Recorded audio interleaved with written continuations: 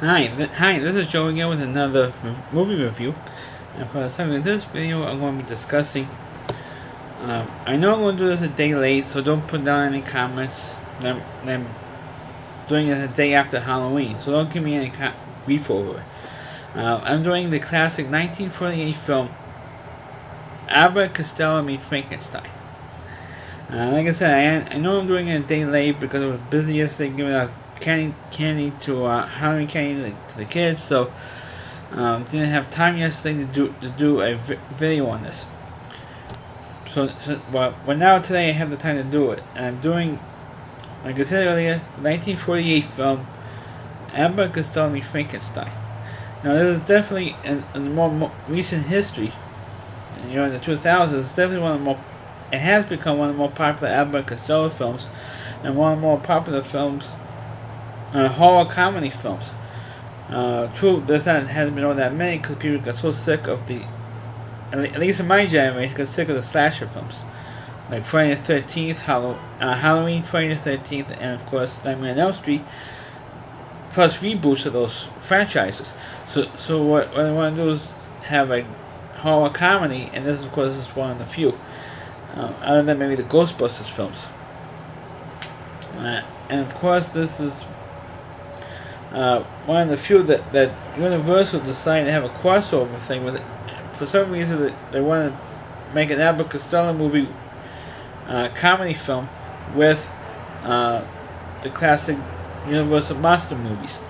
And that's what this one is. Now, this is not the first time, or the last, that Abbott Costello did a horror comedy film.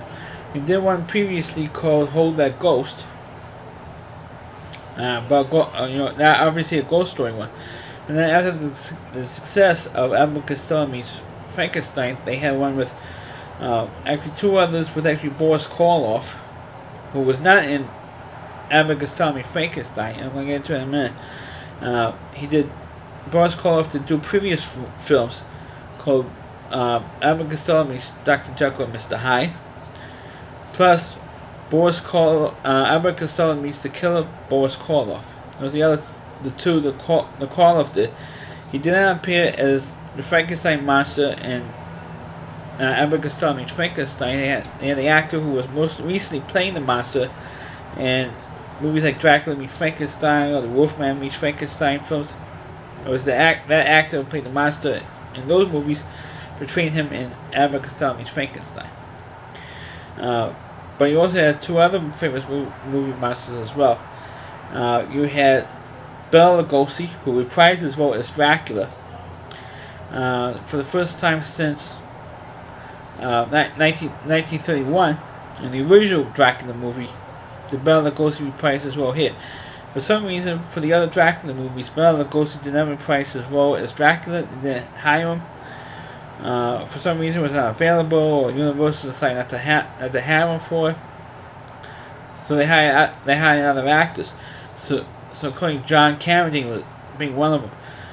So for this movie, they brought Bela Lugosi to agree to do it because it was a horror film, also a comedy. The other horror movie, monster that they brought back was Lon Chaney Jr. as Wolfman. They brought him back for this movie. now for the plot. The plot is that Abbott and Costello, Bud Abbott and Lou Costello, played porters at a train station, and there was a guy who named McDougal who has this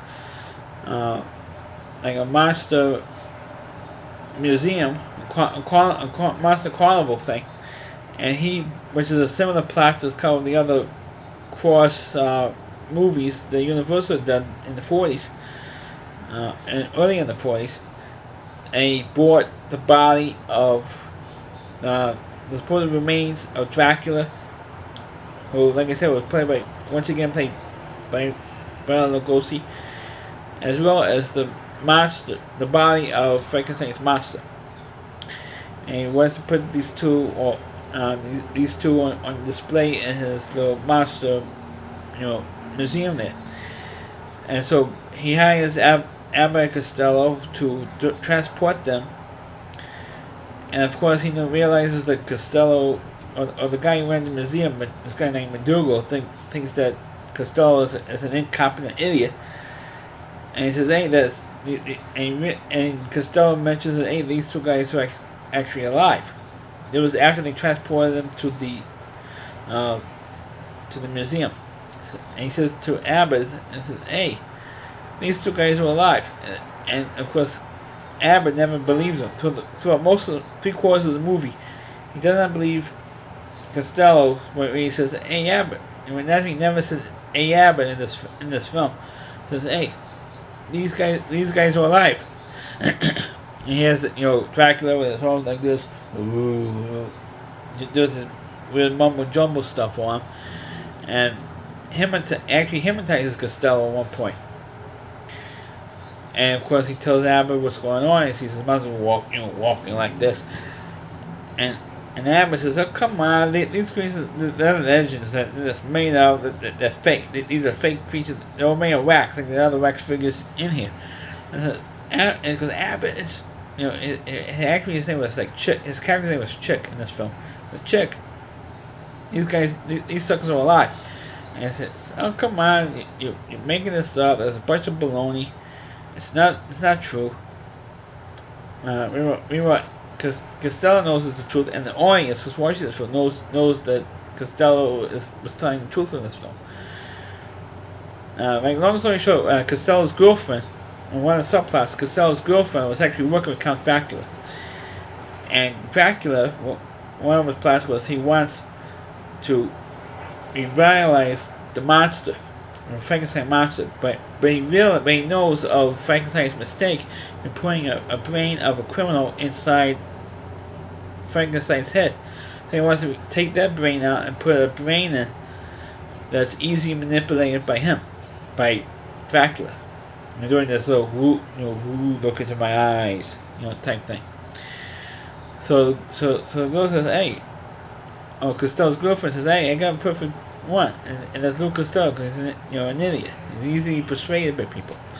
So Dracula was for that idea, and of course they got Abbott Costello to Count Dracula's island, and was able to do this thing. But meanwhile, of course, they fought back. Of course, Abbott at that point finally believes that Costello was actually telling the truth, and they were able to have all these crazy hijinks. And of course, one of the other hijinks was thrown in was, of course, the Wolfman, who wanted us to stop or have Abbott Costello help him, or help the Wolfman stop Dracula from reactivating the Frankenstein's body, or activating Frankenstein's monster. And of course, Abbott thinks that this guy's a kook. Costello believes him. And then, of course, they find out that Lawrence Talbot, who of course is the character's name, turns into a wolf. And he tells him, "Oh, I got bit by a wolf," and everything. Full moon. I think this was one of the few times, even some of the other films, of the Wolfman films. I don't remember the original one did this plot point where every time the full moon comes up, it turns into a wolf. I don't remember them using that plot point in the original Wolfman film, but they did in all the subsequent and all the other films, Wolfman films that came after that.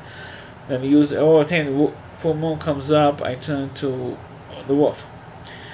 Well, they did in this movie. They used that plot point in this film and said, "Oh, there's the moon," and there's the full moon, and he goes nuts, and he transforms. And as a matter of fact, the transforming process for not only the Wolfman, but Dracula turns into the bat.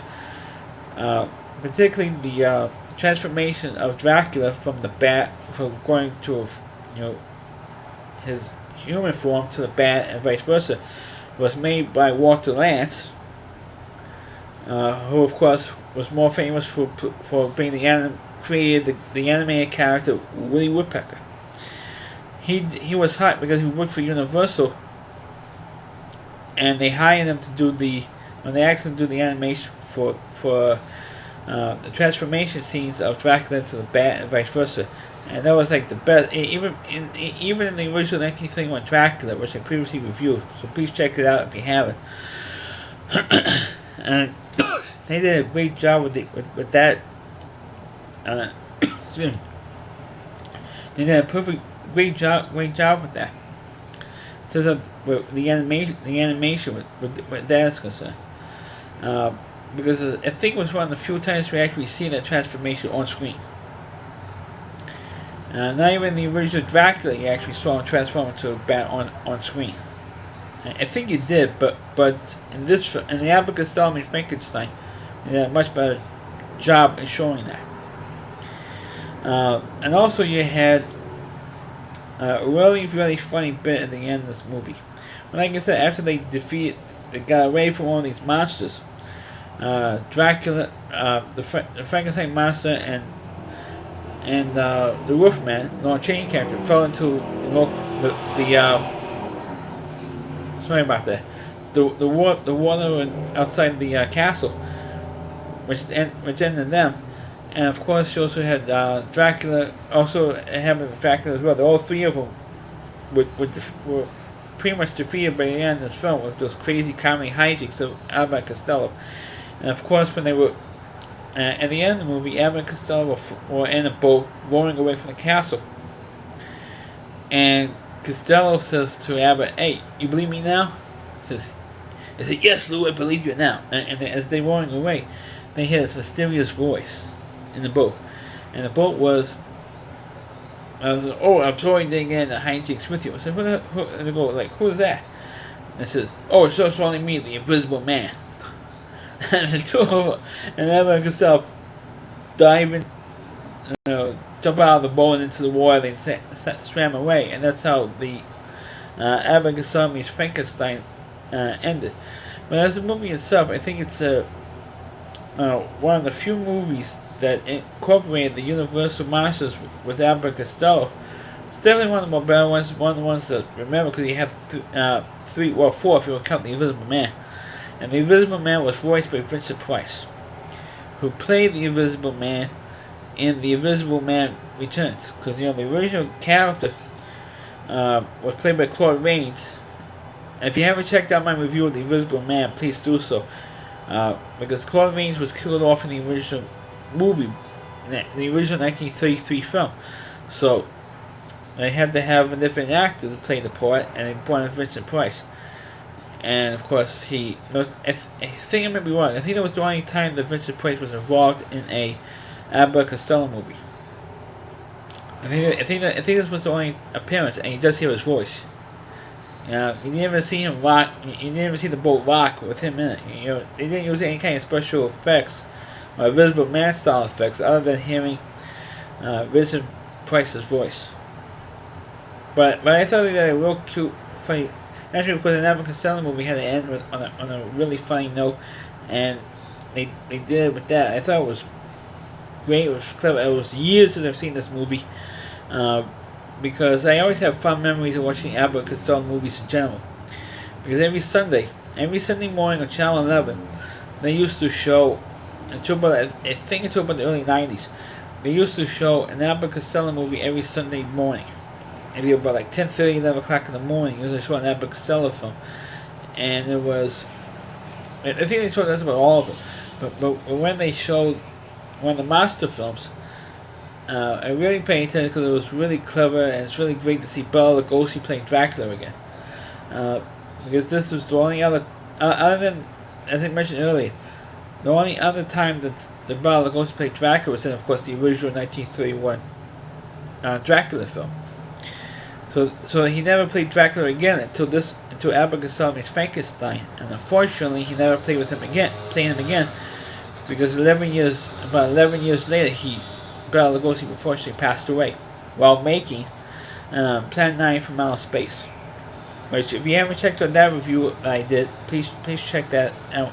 Please check that one out as well. But like I said, watching these Abbott and Costello monster films with Universal, because they tied everything in, and it's kind of like a pseudo sequel to the other adventures that the Wolfman had against Dracula and battles with Dracula and Frankenstein. So it's like almost like a pseudo sequel to those other crossover Universal monster films during the 40s, which was a big trend. After the original films back in the 30s, horror movies, in the 40s, to capitalize on the success that Universal had, they did all these,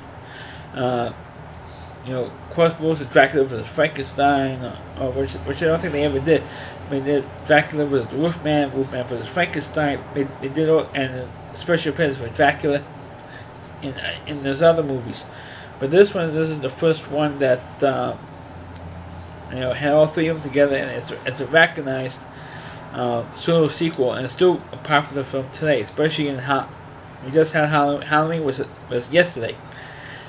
I'm taping this video on November 1st, 2016.